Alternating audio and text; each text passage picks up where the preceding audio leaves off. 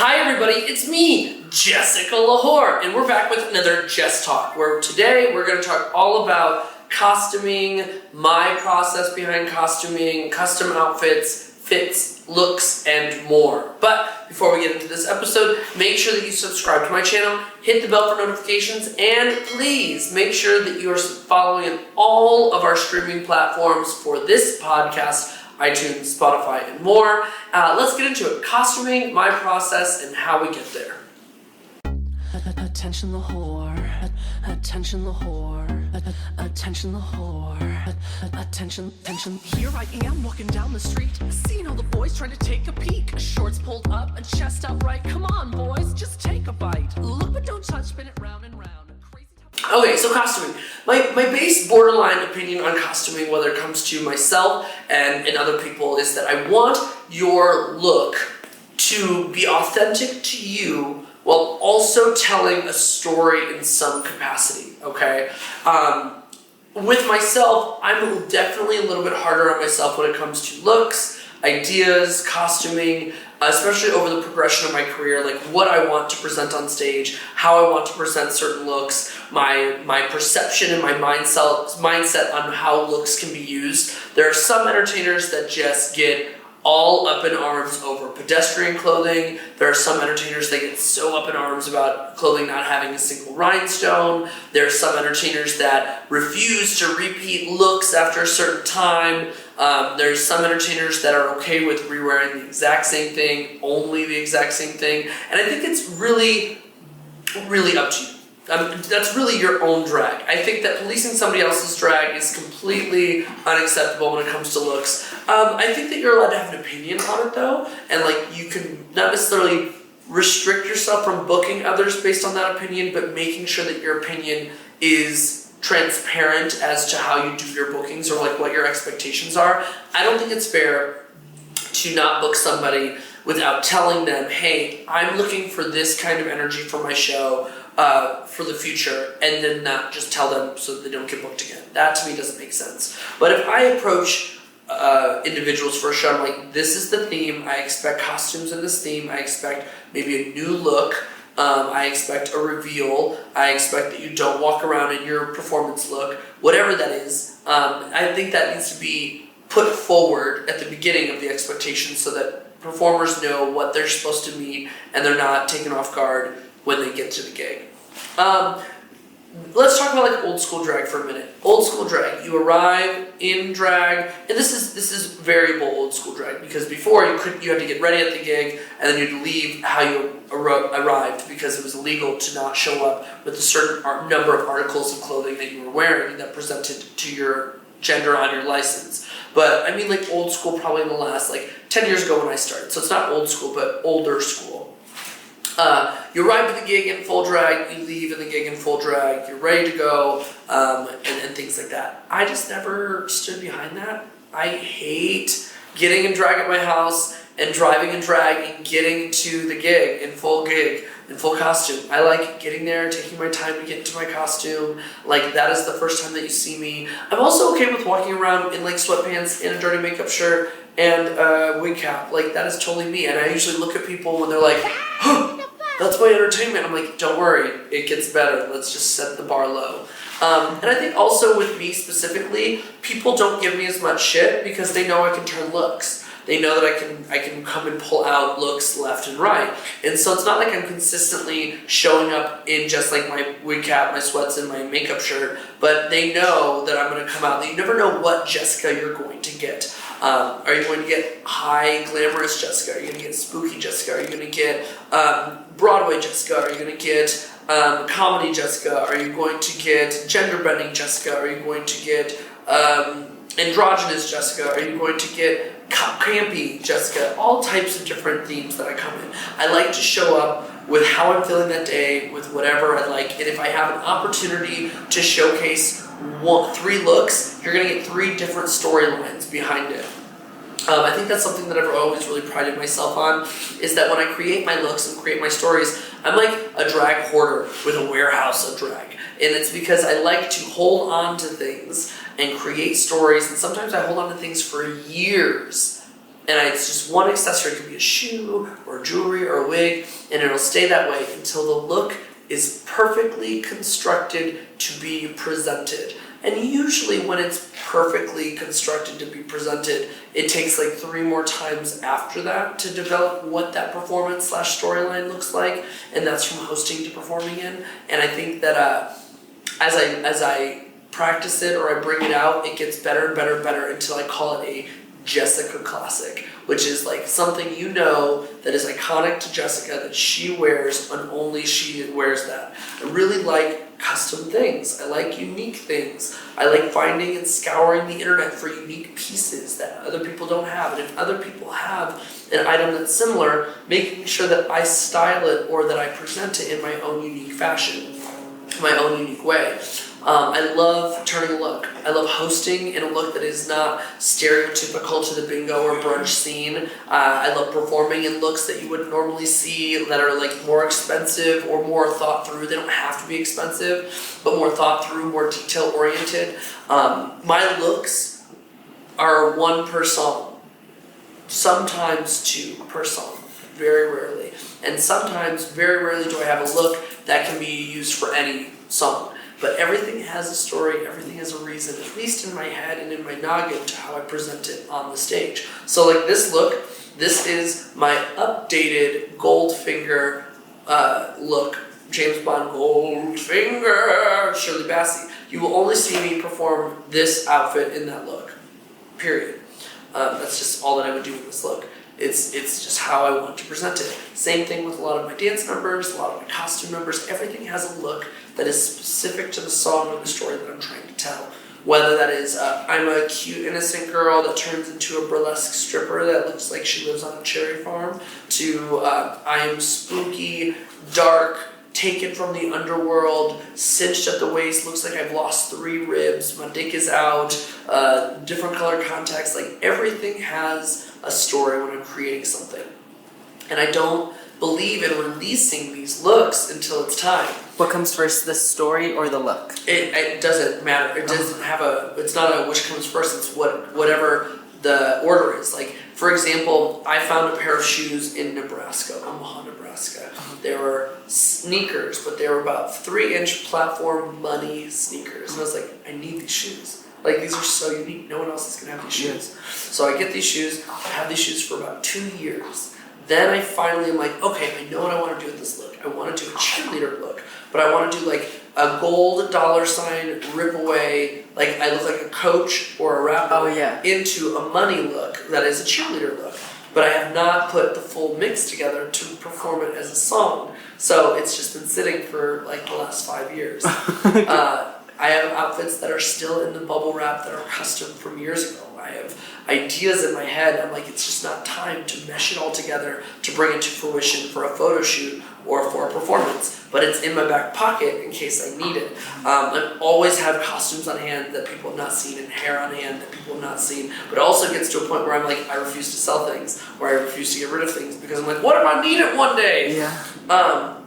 When it comes to costuming, I'm also a strong believer that you can wear it as many times as you fucking want to and as often as you want to. Do I think that it is important to be cognizant of like how often you wear looks for performances at the same venue or how often you cycle through costumes and performances? Yes. Why? Because it keeps it fresh, it keeps it interesting, it keeps things memorable but also not memorable. Like, oh, I remember that look, but it's been so long since I've seen her wear it. That kind of idea. I also like associating costumes and songs with numbers that people will only think of me. So like, I might perform this song and somebody else might perform that song, which is totally okay, but people are thinking of me. They're thinking of Came Here for Love by Sigala. They're thinking of my big, blue, over-the-top eleganza coat with my corset and my like very rough around the edges warrior hair style. Like, people hear that song with other people performing it, but in the back of their head, they're thinking of me because I've abused that song. Same thing with like starving. No one else is gonna think of getting fucked with a chicken sandwich or fucked with a burrito, and then you hear that song, you think of me. But I encourage you to perform it.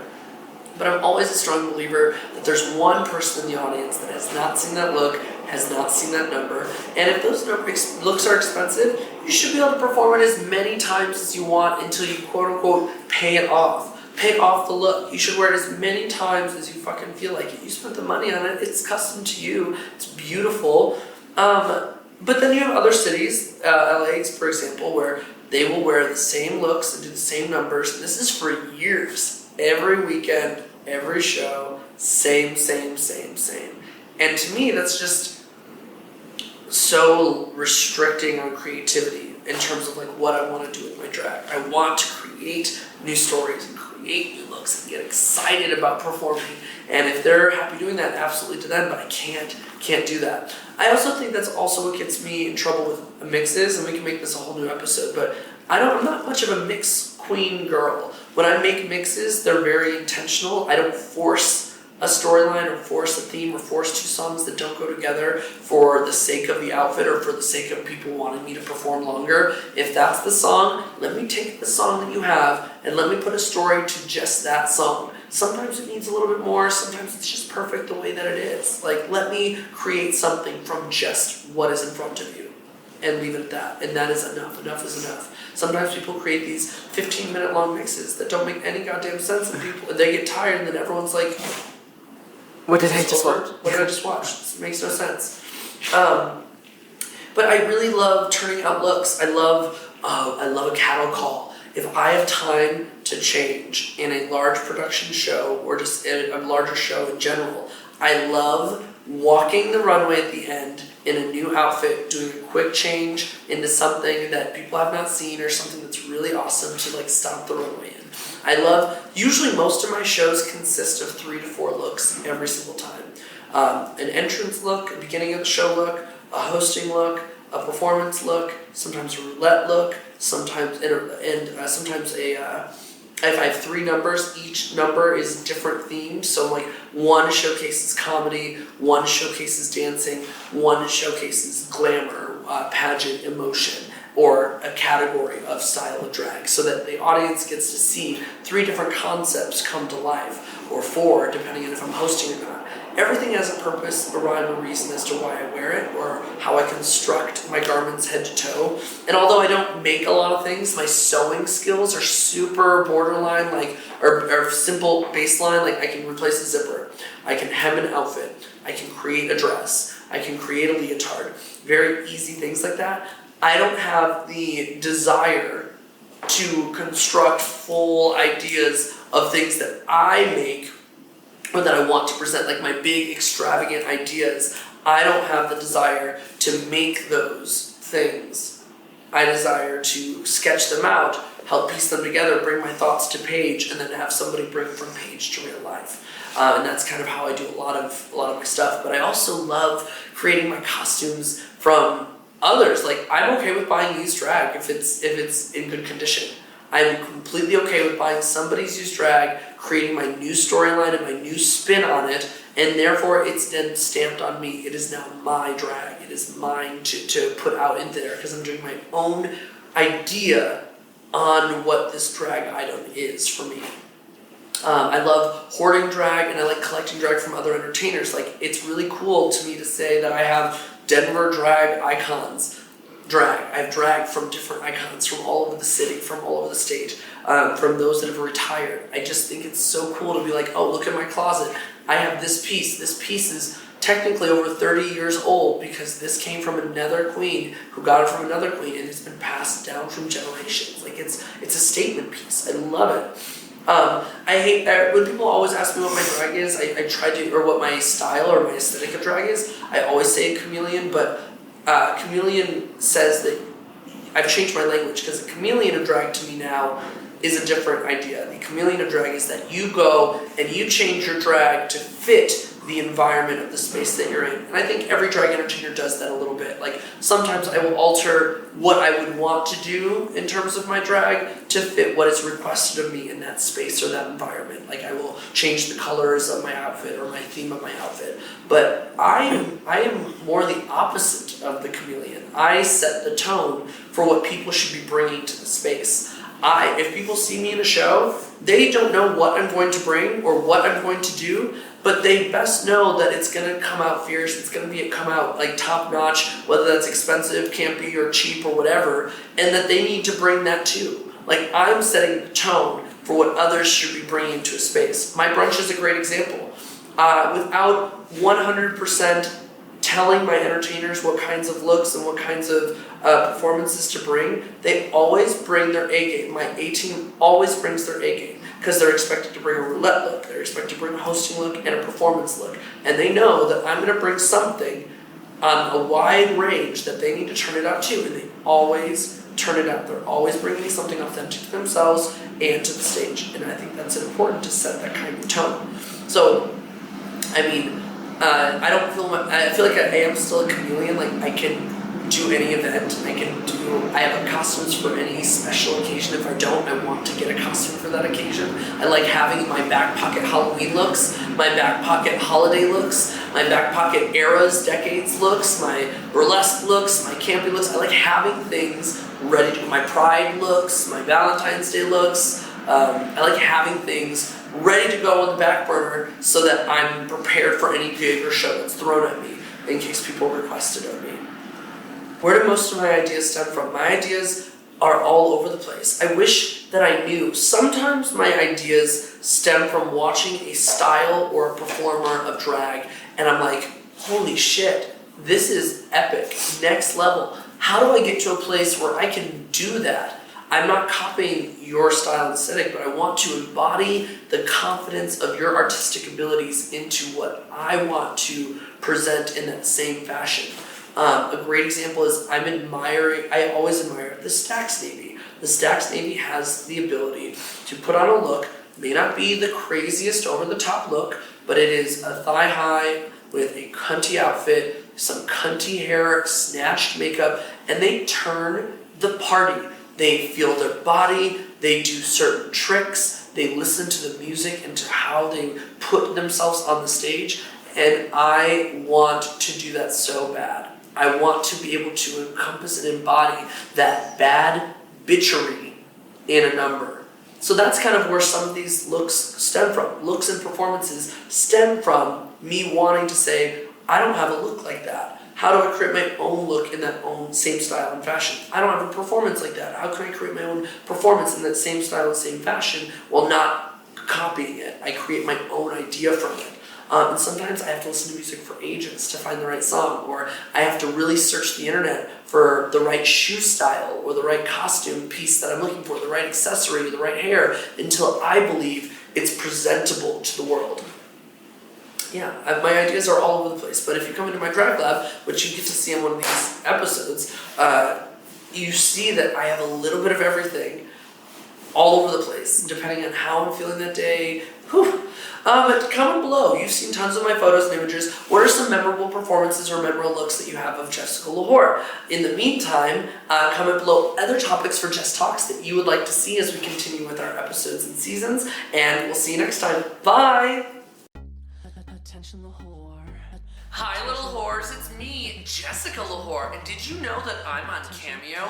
That's right, Cameo is a platform where you can get personalized messages from me, the biggest whore in all of Colorado.